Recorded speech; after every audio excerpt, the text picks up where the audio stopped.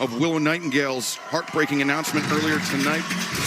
It will be Athena and Mina Shirakawa, part of Double or Nothing, coming up live this Sunday on pay-per-view. But before we get to that, let's return to Arcadiora.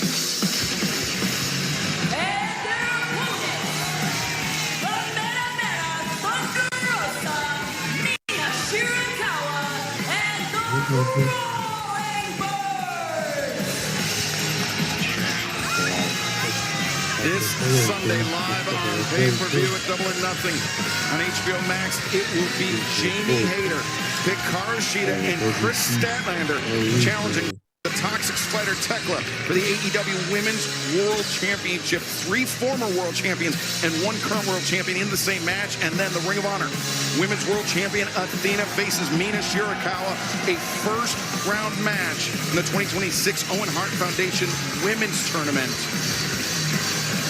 The winner of that match will face the winner of Sky Blue and Sari.